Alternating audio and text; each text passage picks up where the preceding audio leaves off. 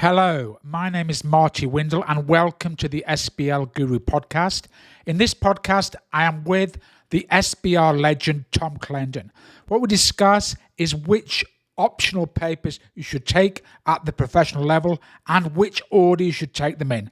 Please enjoy the podcast. One of the things that I love about ACCA, but also slightly frustrates me, is choice. Because at the strategic professional level, there are currently 4 exams, of which you only have to do 2. Now, students often ask me, which 2 exams should I do? Have you ever been asked that question, Marty? It's an FAQ, as they say. It's a frequently asked question, and I think there's no sort of hard and fast answer as to which one you do, because there's a lot of personal factors. I think you'll agree with me. A lot of personal factors that will influence your choice, right? So the first thing I ask students is, what were you good at in the past? Because that might be a good indication of what you're going to be good at in the future. So if they've done skills and they love AA, they have the audit paper, AAA links into that, FM is into AFM, tax links into advanced tax. It might be obvious because if you failed your tax paper 2 or 3 times, at the lower level, don't do advanced. What's the point in doing it obviously, at the higher level? I think you've got to consider as well what job you're going to do. So if you are working for one of the big 4 audit firms, quite often from my discussions with PwC and KPMG is if you're going to be working in audit, they prefer their students to do advanced audit and assurance. They want them to do advanced audit and assurance. So it could come from a pressure, and if you want to work in an audit firm in the future, you might have that better background if you have advanced audit and assurance. So that's definitely a consideration, I would think. Yeah. So I mean, Marty and I can talk about this because mine is a compulsory paper. Marty's is a compulsory paper. We've got effectively no skin in the game. And Marty's absolutely on the money when he talks about the big 4, what exams are relevant for somebody who wants to be an audit professional. It's got to be AAA.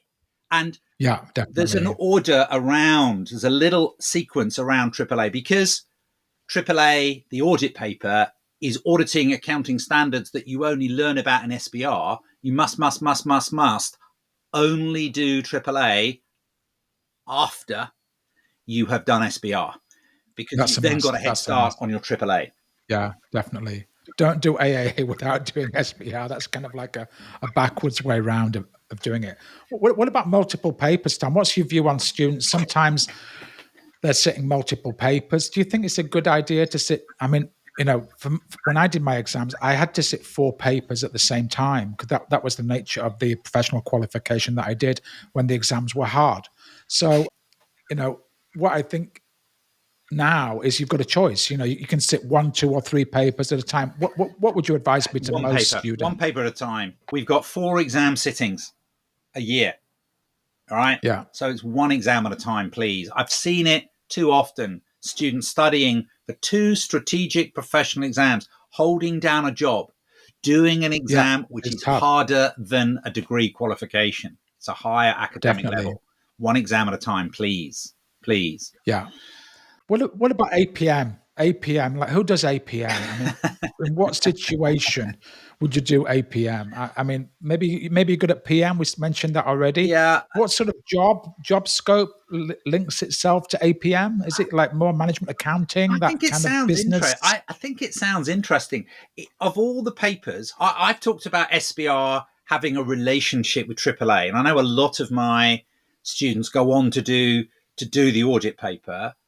I've heard that APM is the closest to SBL, that there is a little bit of a, narrative, judgment, practical business model type of thing.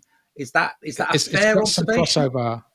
Yeah, it's a crossover. It's like I say it's a bit like SBL with numbers and maths, which is probably not quite. I'm sure Jeff, our friend who teaches that paper, would not entirely agree with me, but there's a lot of crossover in terms of the models are very similar to the models you're going to get in SBL. So there is some crossover. If you're good at SBL, The APM paper does have a lot of the same models, but they're using mathematics like BCG, Boston Consulting Group. They'll do a calculation based on market share and market growth in there. So there is a lot of similarity between the two papers. So that's, if you're good at SBL and you really like it and you're quite good at maths, maybe APM is the one for you. Now, talking about maths, we've got 4 strategic professional exams: AAA, AFM, ATAX, APM. All right.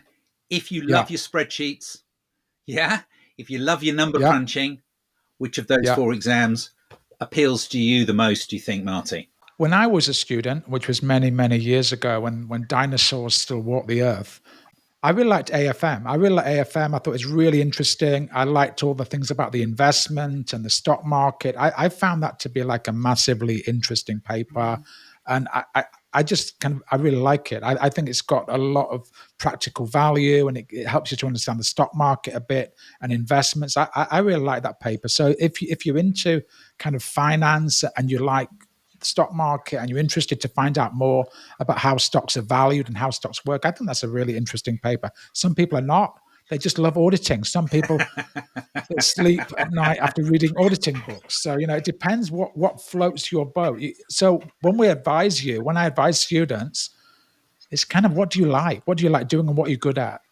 Don't do the paper that you're not good at. Don't do the paper you don't like. If you don't like anything, do the one with the highest pass rates. Oh, no. I disagree. I've got written down here, things that we should take into account and things that we don't. I don't think you should be looking at pass rates as to influencing which exam you should be doing. I think you need to be looking at yourself. Yeah. Yeah. But if you've got no preference, if you don't really care, right? If you hate all of them, you hate all of them, don't be an accountant. I mean, you're in the wrong job. Go and be a doctor, go and be a journalist, go and be an engineer. You hate all of them. Yeah. This should be a positive problem. Yeah. Maybe one of the 4 rules itself out automatically for you because you just don't like one of the 4. Fair enough. For me, selfishly, that would be spreadsheets. Don't like spreadsheets. Yeah. When I was working for KPMG, when I was working as an accountant, it was before Excel. And so, I don't like spreadsheets. So AFM for me will be a struggle. That was the exam I got 50 on in my final exams. So I respect it. It's interesting, but selfishly, it's not for me. It's probably for you, though. If you like numbers, you like Excel spreadsheets, go for it. Yeah, I was from a management accounting background, so I did the management accounting. So, I quite like the management accounting stuff and the spreadsheet. So it did work for me, So, tax is what you've got to do is take a decision based on what you're good at. And like Tom said, if you don't like any of them, why are you becoming an accountant? So whatever you do will be a very valued skill in your workplace and in your job. So, think about that as well. Think about the job you've got now, but also maybe the job you want to do in the future. So if you want to go into audit, if you really want to be a hardcore auditor, do AA. If you really want to be more on a maths, management accounting, maybe APM is a better paper for you. Think about the job you have and the job you want. And there's a little nuance there that Marty just referred to.